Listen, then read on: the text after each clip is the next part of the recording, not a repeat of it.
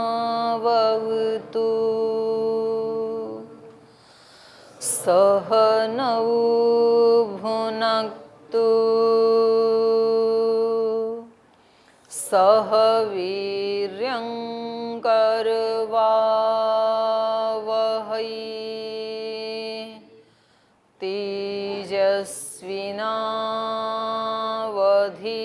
तेजस्विनावधीतमस्तु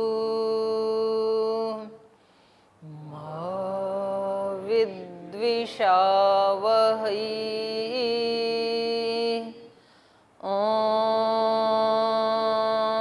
व्रतानां व्रतपतिव्रतं चरिष्यामि तच्छकेयं तन्मे राध्यताम् इदमहमनृतात् सत्यमुपैमि ॐ शान्ति शान्ति शान्तिः।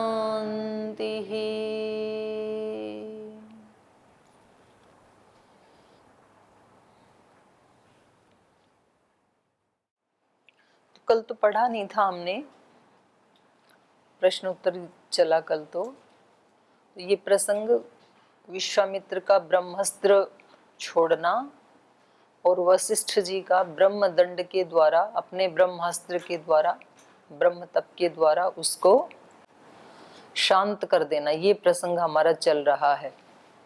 देखो, ये जो ब्रह्म बल है या ब्रह्मदंड है, ये साधना करने से प्राप्त होता है। साधना का मतलब है अपने प्राण को पुष्ट करना, अपने मन को पुष्ट करना, अपने भावों को उच्च स्तर का बनाना, अपनी आत्मा के बल को बढ़ाना, इसका नाम तपस्या है। जैसे श्रद्धेय स्वामी जी महाराज जी रोजाना कम से कम वो 3-4 घंटे व्यायाम प्राणायाम करते हैं, तो उनका प्राण अब इतना पुष्ट हो गया कि वो सैकड़ों कोरोना के मरीजों से मिले नजदीक से। और कई बार तो ऐसे भी हुआ कि पहले मास्क भी नहीं लगाते थे, बाद में कहने से तो एक आधी बार उन्होंने लगा भी लिया, लेकिन उनको नहीं हुआ। तो ये प्राण जिसका पुष्ट होगा, जिसको आज की भाषा में बोलते हैं इम्यूनिटी सिस्टम, तो वो जिसका स्ट्रॉन्ग, वो ही ब्रह्मास्त्र है। अब कितने भी वायरस उनके ऊपर अटैक करें चारों तरफ से, कभी मच्छर काटते हैं, डेंगू चिकनगुनिया के मच्छर भी काटते हैं, मलेरिया के भी काटते हैं। जब प्रवास चला तो पता नहीं कहाँ कहाँ रहे, आहार भी बदलता है, लेकिन ये सब होते हुए भी क्योंकि उनका प्राण पुष्ट है, तो ये अपने आप में क्या है, एक ब्रह्मदंड है, ब्रह्मास्त्र है। ऐसे ही संघर्षों को सहन करते करते करते करते, पहले छोटे छोटे संघर्षों को सहन किया जाता है मन के द्वारा। हम सब के चारों तरफ कुछ ना कुछ प्रतिकूलताएं होती ही हैं, छोटे बच्चों के सामने छोटी होती हैं, थोड़े बड़े होने पर थोड़ी बड़ी प्रतिकूलताएं होती हैं, और जितना बड़ा व्यक्ति का फील्ड होता है तो और बड़ी प्रतिकूलताएं होती हैं। तो उनको सहन करते करते व्यक्ति की मानसिक शक्ति, मनोबल इतना बढ़ जाता है कि फिर चारों तरफ से प्रहार होने पे भी व्यक्ति विचलित नहीं होता है। तो ये भी हमने अपने गुरु के जीवन में देखा। हमने तो 4 जून से लेकर के, और उससे पहले भी देखा, मैंने तो 96 से ही देखा, जब यहाँ आकर के कनखल में रुके थे 95 में संन्यास लेके महाराज जी ने, और तब से कैसे लोग यहाँ बसने ही नहीं दे रहे थे कनखल में। तो 94 से ही, बल्कि मैं तो जहाँ से देखा महाराज जी को, मैंने तो 84 से देखा, 85 से, जिस समय वो घर छोड़ के गुरुकुल में आए थे, तब से मैं उनको नजदीक से देख रही हूँ। तो कितने सारे संघर्ष आए अलग अलग तरह के, उनको सहन करके अब उनका मनोबल इतना बड़ा है कि अभी आपने हाल ही में देखा जो एक IMA के साथ संघर्ष चला, तो उसमें एक ही रात में इतने मुकदमे हो गए, फिर भी वो आराम से सुबह अपना योग शिविर ले रहे हैं, वैसे ही हंस रहे हैं। वो कोई बनावटीपन से भी व्यक्ति कर नहीं सकता, थोड़ी बहुत देर तो कर सकता है। तो ये मनोबल होता है व्यक्ति का कि कितने भी संघर्षों के बीच में रह करके भी, नहीं तो कोई कमजोर मनोबल वाला व्यक्ति है यदि, तो उसको तो डिप्रेशन हो जाएगा, बुखार आ जाएगा, सर दर्द हो जाएगा, हाथ पैर कांपने लगेंगे, तो उसको तो फिर प्रभाव पड़ जाएगा, कुछ ना कुछ तो होगा उसको। लेकिन अपनी उसी स्थिति में रहने के लिए तो बल की जरूरत होती है। फिर कोई कुछ भी आरोप लगाते हैं, ये तो सन्यासी नहीं है, ये तो बिजनेसमैन है, ये तो ऐसे करते हैं, ये वैसे करते हैं, और उन सब को सुन करके और अपने लक्ष्य से इधर उधर ना होना, उधर ही चलते रहना, तो ये आत्मबल का परिचय होता है। इसी को ब्रह्मास्त्र कहते हैं। ब्रह्मास्त्र कोई ऐसे नहीं है कि भाई वो ऐसा क्या होता होगा, ब्रह्मदंड कैसा होगा, तो सोचें आपकी कोई ऐसी बड़ी सी कोई लाठी होती होगी, उसके ऊपर कोई सोने चांदी को ऊपर से वो लगा रखा होगा, या कोई ऐसा केमिकल लगा रखा होगा, ऐसा कुछ नहीं होता है। यही ब्रह्मदंड होता है कि व्यक्ति, और साधना यही होती है, जो हमारे पास साधन है आत्मा की उन्नति के लिए, आत्मा को उन्नत बनाने के लिए, आत्मा के अपनी जो निजी शक्तियां हैं उनको शिखर तक अभिव्यक्त करने के लिए, जो भी हमारे पास साधन है, इंद्रियां हमारे साधन है, मन हमारा साधन है, शरीर भी साधन है, हृदय भी साधन है, ये हमारे साधन हैं। तो उनको शमन से युक्त रखना, और उनको पवित्रता से युक्त रखना, और उनको संयम में रखना, और उनकी शक्तियों को का परिष्कार करके उनको उत्कृष्ट बनाना। महर्षि दयानंद ने भी यही कहा उपासना विषय में, ऋग्वेद आदि भाष्य भूमिका में जो उपासना का विषय है, तो उन्होंने उससे पहले तो कहा स्तुति प्रार्थना का विषय है, उनकी स्तुति करें सबसे पहले, तो फिर उनसे प्रार्थना करें, फिर अगला है उपासना करें। तो उस दौरान उन्होंने तीनों में ही यही बताया है कि करें कैसे, तो बोले अपने मन को उनके साथ जोड़ें, और उनसे प्रार्थना कैसे करें, उनसे प्रार्थना करें कि हमारी इंद्रियों को बलिष्ठ भी बनाएं, पवित्र भी बनाएं, जो आपके उस तेज को सह सकें। अगर कमजोर सी इंद्रियां हैं तो भगवान की कृपा को भी सहन नहीं कर पाएंगी। जैसे जो दुख को सहन नहीं कर सकता वो सुख को भी सहन नहीं कर सकता है, क्योंकि कमजोर है ना उसका सिस्टम। अब जो व्यक्ति शरीर से कमजोर है, जो 10 किलो सब्जी नहीं उठा सकता है, वो 10 किलो सोना भी नहीं उठा पाएगा। जो 10 किलो गाय का गोबर नहीं उठा सकता अपने सर पे, वो 10 किलो डायमंड भी नहीं उठा पाएगा, क्योंकि सामर्थ्य नहीं है ना। तो सुख और दुख दोनों को सहने की सामर्थ्य, और जो व्यक्ति दुख को सह रहा है, इसका मतलब वो सुख को भी सह जाएगा। महाराज जी को देख करके क्या लगता है कि ये विश्व के जो टॉप 10 है उनमें से एक है? तो व्यक्ति के तो चाल ढाल, उनका रहन सहन, उनका बोलना चालना सब बदल जाता थोड़े से पैसे आते ही। और महाराज जी को जैसा हमने 84 में देखा ऐसा ही आज 21 में देख रही। तो ये क्या, इसको सहन करना कहते हैं। अपने उसमें समता में बने रहना, उसी का नाम सहन करना है। तो ये विश्वामित्र जी का और वशिष्ठ जी का जो चरित्र है यहाँ पर, ये इन्हीं शक्तियों के बारे में बता रहे। वशिष्ठ जी का जो चरित्र है, इनके पास जो ब्रह्मदंड है, और फिर ऐसा व्यक्ति कोई फिजिकली भी मान लो ऐसा कुछ आन पड़े परिस्थिति, तो उसमें भी वो पराजित नहीं होता है। महाराज जी तो खुद ही सुनाते हैं ना अपने जीवन की घटना। उनके पास कोई वेपन तो था नहीं, जो वेप लेके आए थे चारों तरफ से, तो अपना खड़ा हुई वेप था उनके पास, तो उसमें भी पराजित नहीं होता है वो व्यक्ति। दौड़ने में भी पराजित नहीं होता है, कुश्ती में भी पराजित नहीं होता है। बल बढ़ेगा तो वो हर जगह ही अपना चमत्कार दिखाएगा, और कमजोर है तो वो हर जगह ही वो कमजोरी दिखेगी। वो व्यवहार में भी दिखेगी, वो कुश्ती करने में भी दिखेगी, वो दौड़ लगाने में भी दिखेगी, वो कमजोरी पढ़ने में भी दिखेगी, वो सब जगह दिखाई देगी। किसी भी चीज की डेफिशिएंसी है तो वो तो दिखेगी, और किसी चीज का बल है तो भी दिखेगा वो। तो ऐसे आप किसी भी योगी के जीवन को देखें, आप महर्षि दयानंद के जीवन को देखें, उनका बल उनके शरीर में भी दिखाई देता है। 17 बार जहर पी करके आदमी जिंदा रहे, ये बल का परिचय है कि नहीं? तो 1 घंटे में मर जाए आदमी, बल ना हो तो।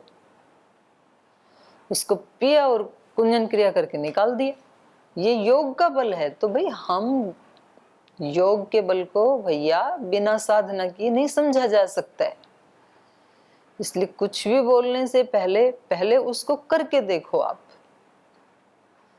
योग दर्शन में व्यास भाष्य में एक जगह आया है कि ये जो यम नियम आदि और ये जो विभूतिपाद की सिद्धियां आदि हैं, इनमें से थोड़ा सा तो व्यक्ति को जरूर साक्षात्कार करके देखना चाहिए, ताकि उसको इस संपूर्ण के ऊपर विश्वास हो जाए। यदि थोड़ा भी साक्षात्कार नहीं किया तो आपके लिए सब व्यर्थ है, फिर कुछ भी काम नहीं आएगा, क्योंकि आपको उसकी असलियत का पता ही नहीं चलेगा। तो ये महर्षि दयानंद जो हैं वो फिजिकली भी इतने स्ट्रोंग हैं, जिस गाड़ी को बैल नहीं खींच सकता कीचड़ में से, उसको महर्षि दयानंद बाहर निकाल लाते हैं। फिजिकल बल भी होता है उनके अंदर, मनोबल भी होता है। जब पहली बार आए यहाँ पर हरिद्वार में, पाखंड खंडिनी ध्वजा गाड़ी, तो बहुत लोगों ने उनको भगा दिया। फिर और बल अपना बल बढ़ा करके आई, और फिर कभी किसी से पराजित नहीं है वो जीवन में। ना शास्त्रार्थ में पराजित हुए, ना फिजिकली पराजित हुए, ना मनोबल में पराजित हुए। पता नहीं लोगों ने क्या क्या बोला उनको। जो धर्म का उद्धार करने आए थे उनको धर्म का घोर शत्रु बताया। जो नादान लोग थे, जिनको धर्म के बारे में पता ही नहीं है, धर्म होता क्या है, तो बोले ये तो बिल्कुल धर्म का विरोधी व्यक्ति है, ये हमारी पूजा का विरोध करता है, ये भगवान का विरोध करता है। बता, जिस व्यक्ति ने भगवान के लिए अपना पूरा जीवन लगा दिया, उसको भगवान का विरोधी बताते हैं नादान लोग। तो हमें इनकी जो हम पढ़ रहे हैं वो जरूरी नहीं है जो रामायण में लिखा है वो ही हम पढ़ रहे हैं, जरूरी नहीं है ये बिल्कुल भी। हम क्या पढ़ रहे हैं, जो हमारा स्तर है, जो हमें समझ में आता है वो पढ़ रहे हैं हम। इन श्लोकों का अर्थ ये ही है, ये फाइनल नहीं है। हमें क्या समझ में आ रहा है, हमारा क्या स्तर है, वो हम पढ़ रहे हैं। एक ही चीज के बहुत सारे अर्थ होते हैं, और उसको जितना जितना जिस व्यक्ति की साधना है, जितना जिसका स्तर है, वो उसको उतना ही समझ पाता है। तो यहाँ जितना अपने को समझ में आए वशिष्ठ जी के बारे में, विश्वामित्र जी के बारे में, उतना उतना हम समझते हुए, और बाकी का जो बच गया उसके लिए अभीप्सा रखते हुए हम इसका पारायण कर रहे हैं। तो और किसी का कोई प्रश्न है जी? गीता से या रामायण से इतने अच्छी अच्छी बातें सीखते हैं कि हमें इस परिस्थिति में ऐसा करना है वैसा करना है, लेकिन जब परिस्थिति आती है तो वो चीज़ हम भूल जाते हैं। फिर बाद पर परिस्थिति जब निकल जाती तब मुझे हमें याद आता है कि हाँ, ना हमें तो ऐसा करना चाहिए था। तो उस समय हम कैसे क्यों ऐसा भूल जाते या ना भूले तो ऐसा क्या करें फिर? ये एक दिन पहले भी हमने चर्चा की थी, पता नहीं आप शायद उस दिन थे कि नहीं थे, कि जिसको अब हम सुना रहे हैं ना अच्छी अच्छी बातें, ये दूसरा व्यक्ति है, दूसरे को सुना रहे हैं, और उस समय जो करता है वो बिल्कुल दूसरा व्यक्ति होता है।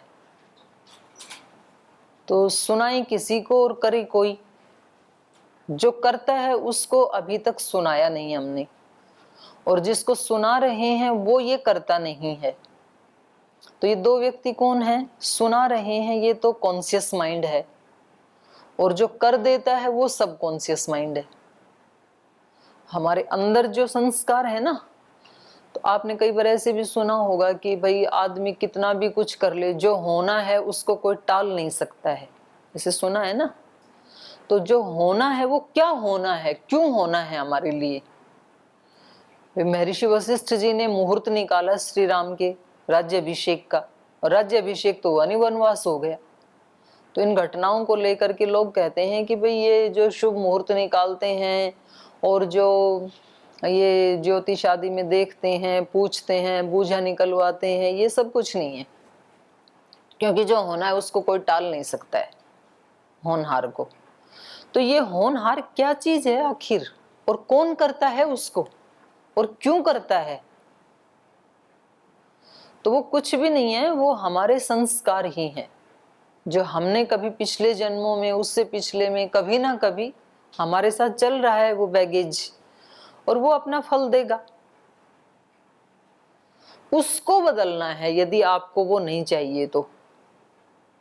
सबकॉन्शियस माइंड के जो संस्कार हैं उनको जो दग्ध करेगा, दग्ध बीज, जिसका योग दर्शन में कहा है कि वो रहेंगे लेकिन वो अंकुरित नहीं होंगे। जैसे बीज हैं पर उनको भून दिया तो अब उसमें अंकुर नहीं फूटेगा। तो जो हमारे संस्कार इस जन्म के साथ विपाक को प्राप्त हो गए, उनका कुछ नहीं चेंज किया जा सकता, वो तो देंगे अपना फल, उनको तो हमें सहना है। ये भी बहुत बड़ी बात है, सहने वाली भी। देखो, जो इस विपाक को प्राप्त हो गए वो अपना फल देंगे, उसको हम रोक नहीं सकते हैं, पर इन पे भी हमारा इतना कंट्रोल है कि उससे हम कितने दुखी होंगे, ज्यादा होंगे कि कम होंगे या बिल्कुल नहीं होंगे, ये है अभी भी हमारे कंट्रोल में। जो घटना घटित हो गई, एक घर में किसी एक व्यक्ति की मृत्यु होती है और 5 व्यक्ति हैं, पांचों के ऊपर अलग अलग प्रभाव पड़ता है। एक तो बहुत ज्यादा दुखी हो जाते हैं, एक मीडियम होते हैं, एक काफी सहन कर लेते हैं। तो ये अब उनके अपने वश में है कितना दुखी होना है, इसको कंट्रोल कर सकते हैं। लेकिन जो पीछे वाले हैं उनको आप योग साधना से जला तो सकते हैं कि वो अपना प्रभाव ना दें, पर वो यदि आपने नहीं किया तो तब वो तो होने वाला तो होके रहेगा। वो भी तो हैं, वो हमारे साथ हैं। सबकॉन्शियस माइंड जो है वो, जिसको 9 गुना ज्यादा बड़ा बताया है इससे, तो वो संस्कार जब अंदर इस तरह की कोई परिस्थिति बाहर बनती है तो वो वेग के साथ बाहर आते हैं और वो अपना काम करके चले जाते हैं। कॉन्शियस माइंड है हमारा गार्ड की तरह जो कमरे के बाहर खड़ा है, और सबकॉन्शियस माइंड है जो कमरे के अंदर मालिक बन के बैठा है किसी महल में। तो वास्तव में तो मालकियत तो उसकी है ना जो अंदर बैठा है। अब जो उपदेश देने वाला वो गार्ड को बता के चला जाता है, लड़ना नहीं चाहिए, चोरी नहीं करनी चाहिए, असत्य नहीं बोलना चाहिए, उसको भी समझ में आता है यहाँ नहीं करना चाहिए। पर समय समय के ऊपर जब कोई बाहर ऐसी सिचुएशन बनती है, कोई शोर शराबा होता है, ये मालिक अंदर से पिस्टल लेके निकल जाता है और ये गोलियां दाग देता है वहां जाके। तो गार्ड बेचारा क्या करेगा? कुछ भी नहीं कर सकता है। तो वास्तव में इसको समझाना चाहिए जो मालिक है अंदर, वो अंदर आके उपदेश देने चाहिए इस व्यक्ति को। तो अंदर उपदेश देने का तरीका, इसीलिए दोनों समय कम से कम महर्षि दयानंद ने कहा 1-1 घंटा उपासना जरूर करनी चाहिए। सामान्य व्यक्ति को करनी चाहिए 1-1 घंटा, और जिनको जो साधक हैं, जिनको विशेष आध्यात्मिक अनुभूतियां करनी है उनको 2-2 घंटा 3-3 घंटा अपने जीवन में प्रायोरिटी पे उसको रखना पड़ेगा उस व्यक्ति को। और दिन में भी जितनी बार भी आ जाए तो उसको याद रखना अपने स्वरूप को, माने सजग हो जाना, कॉन्शियस हो जाना। शुरू में ये बहुत आसान नहीं होता है। 24 घंटे में अगर कोई व्यक्ति 24 बार भी सजग हो जाता है तो ये बहुत शुभ लक्षण है। वो व्यक्ति निश्चित रूप से आध्यात्मिक सत्यों को प्राप्त कर सकता है। 24 घंटे में 24 बार भी अगर हम सावधान हो जाएं ना, गिरेंगे बार बार। तो जैसे मैंने कल भी बताया था, बच्चा जब चलना सीखेगा तो कितनी बार गिरेगा। वो 24 घंटे में 24 बार भी यदि खड़ा हो जाए ना, 2-2 मिनट के लिए, 1-1 मिनट के लिए, तो भी समझ लो बहुत जल्दी चल जाएगा वो। अच्छा लक्षण है ये। आधी मिनट के लिए भी, 30 सेकंड के लिए भी खड़ा हो तब भी चल जाएगा। खड़ा हुआ ना 2 सेकंड के लिए हो तो भी चल जाएगा। तो खड़ा ही ना हो तब बड़ा मुश्किल है। फिर 1 सेकंड के लिए भी यदि खड़ा नहीं हो पाता है तो फिर तो बड़ा मुश्किल है। तो जो विशेष जिनको साधना करनी होती है वो फिर उसको प्रायोरिटी पे रखते हैं। उनको 1-1 घंटा सामान्य रूप से कहा, 2-2, 3-3, 4-4 घंटा फिर हर काम में अवेयर रहना, तो वो घंटे तो फिर क्या, वो पूरा जीवन ही उनका वैसा बन जाता है। तो तब ये बार बार जो इसको सुनाते हैं वो फिर अंदर घुस जाता है सबकॉन्शियस माइंड में। सुबह शाम तो क्या होता है, जैसे सो के उठे हैं तो अभी ये जो कॉन्शियस माइंड है ये अभी थोड़ा थोड़ा एक्टिव हुआ है, पूरा नहीं हुआ है। इसलिए उस समय ध्यान उपासना करना सबसे ज्यादा बेनिफिशियल है। नहा दो, सुबह उठ करके अपनी दिनचर्या करके, नहाना बन सकता है तो नहा लें, वरना हाथ पैर धो करके ही आपके पास जितना टाइम है, 5 मिनट, 10 मिनट, आधा घंटा, 1 घंटा जरूर बैठना चाहिए उस समय। और उतना भी नहीं है तो सो के उठते ही उसी समय बेड के ऊपर ही, बेड से नीचे भी नहीं उतरे, उस समय ही आप 5 मिनट एक बार अपनी दिन भर की फ्रीक्वेंसी को सेट कर लें। आज कैसे जीना है आपको, आज के दिन आपको क्या विशेष उपलब्धि करनी है, सुख में जीना है कि दुख में जीना है। तो ये प्रातःकालीन 5 मंत्र हैं, 5 मिनट में भूल जाते हैं। तो ये तो बैठे बैठे अपने बेड पे भी बोल सकते हैं। ऐसे मत करना कीजिए, हमें तो दीदी ने बताया था, हमने तो बेड पे बोल लिया, अब हम नियम में नहीं आएंगे। बेड पे बोल के फिर नियम में भी आना चाहिए, नहीं तो नियम लुप्त हो जाएंगे संस्थाओं से भी। तो उस समय का दिया हुआ विचार जो है वो बहुत जल्दी अंदर चला जाता है। जैसे बाहर गार्ड यदि ऊँघ रहा है और किसी व्यक्ति को अंदर आना है, तो जैसे उसको झपकी आ रही है उस समय व्यक्ति अंदर आ सकता है। ऐसे ही रात को सोते समय संध्या काल जो बताया, तो पहले लाइट आदि होती नहीं थी गुरुकुलों में, आश्रम आदि में, तो वो अपने सूर्यास्त के साथ ही अपना उससे पहले भोजन करके उसके बाद का जो टाइम है संध्या उपासना करते करते अपने रात को सो जाते थे। तो उस समय किया हुआ जो ध्यान उपासना है वो भी बहुत जल्दी सबकॉन्शियस माइंड में घुस जाता है। तो ये 2 तो प्रकृति ने ही अनुकूल समय बता दिए हैं, और फिर तीसरा जो है वो हर व्यक्ति के शरीर का अपना एक साइकिल होता है। किसी किसी व्यक्ति को किस समय सबसे ज्यादा उसका दिमाग चुप होता है और किसी किसी समय वो सबसे ज्यादा बेचैन होता है, वो सबका साइकिल अलग अलग है। तो उसमें नॉर्मली एक बहुत जो मेजॉरिटी की जो संख्या है वो 2 बजे से लेकर के सुबह 6 बजे तक वो जो टाइम है, अब वो किसी को 2 बजे ज्यादा होता है, किसी को 3 बजे ज्यादा अनुकूल होता है, किसी को 4 बजे, किसी को 5 बजे, लास्ट 6 बजे। उसमें प्रकृति बहुत सहायता देती है।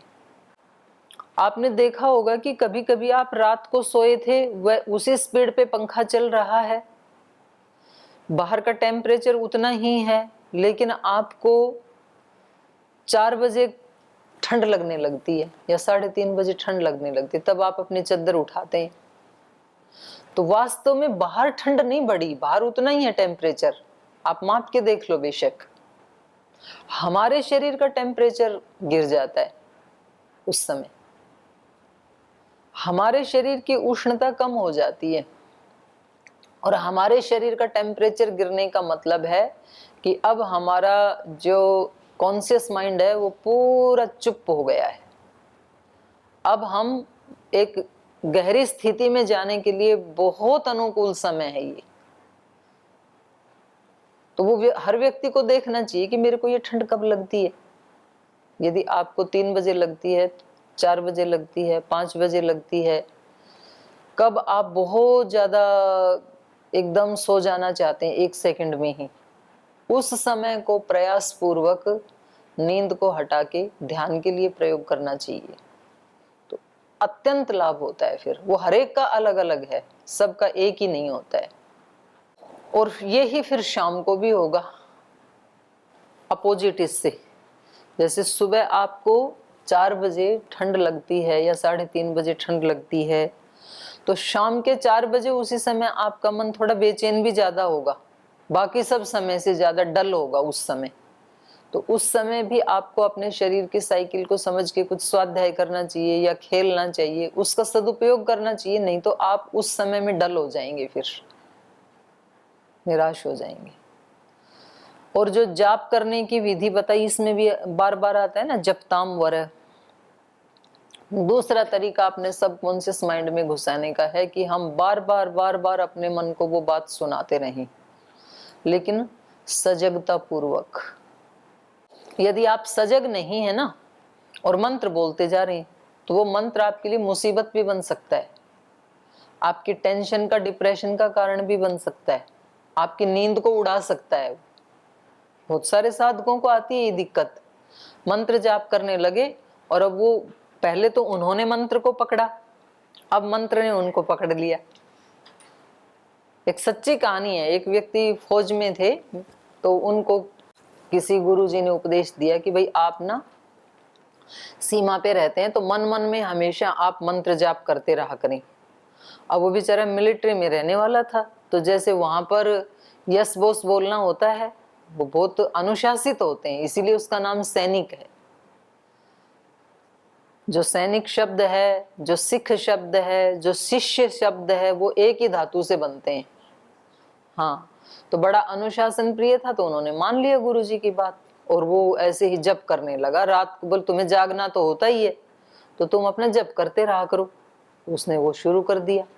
अब वो 6 महीने के बाद स्थिति ये हो गई कि उसका 24 घंटे में 2-3 घंटे सोना भी मतलब मुश्किल हो गया। उसको नींद आती नहीं। बोले सोने की कोशिश करता हूँ, मंत्र चलता रहता है। बोले मंत्र मत किया कर। बोले अब मैं मंत्र नहीं करता हूँ, अब तो मंत्र खुद चल रहा है। अब मंत्र ने मुझे पकड़ लिया, मैंने मंत्र को नहीं पकड़ा। तो बड़ी मुश्किल से उसको इस तरह की दवा आदि दे दे करके, नशीली दवाएं दे दे करके, डिप्रेशन और क्या बीमारी है, एक ही विचार का बार बार चलना। तो वो चाहे जाप का विचार चल रहा है या किसी के प्रति द्वेष का, घृणा का, भय का, प्रतिशोध का कोई विचार चल रहा है, पर वो माइंड तो जो है वो तो बेचारा रिलैक्स नहीं हो पा रहा है ना। एक ही विचार बार बार चलना, सोने भी ना देना, नींद भी ना आना, खाते समय भी वही, सोते समय भी वही, जगते समय भी वही वही वही दिखता है। जैसे कंस को कृष्ण दिखता था हर जगह, ऐसे हमें भी होता है। या तो जिसके प्रति राग है वो व्यक्ति दिखाई देता है, या तो जिसके प्रति द्वेष है वो व्यक्ति दिखाई देता है, या तो जिस सिचुएशन से हम भागना चाहते हैं वो हमें दिखाई देती है हर पल, या तो जिस चीज को हम पाना चाहते हैं वो दिखाई देती है हर पल, कहीं जाना चाहते हैं। तो ये डिप्रेशन के कारण बनते हैं। और जागरूकता पूर्वक कोई बात आप बार बार अपने मन को सुना रहे हैं यदि, तो फिर वो आपके सबकॉन्शियस माइंड का हिस्सा बन जाता है। और एक बार कोई चीज सबकॉन्शियस माइंड में चली गई तो अब वो आपके रोके नहीं रुकेगी, अब वो काम होगा ही होगा। जिसको हम कहते हैं ना कि होनहार होके रहेगी, तो वो होनहार हमारे सबकॉन्शियस माइंड के संस्कार ही हैं। वो अपना काम करवा के ही रहते हैं। उस बहुत ताकत है उसमें, अवचेतन मन में। तो उसमें एक बार जो संस्कार चला गया, वो ऐसा उस व्यक्ति का जीवन होना ही पड़ेगा। वो चाहे तो भी उसको नहीं हटा सकता है। अब वैसा ही होगा वो व्यक्ति।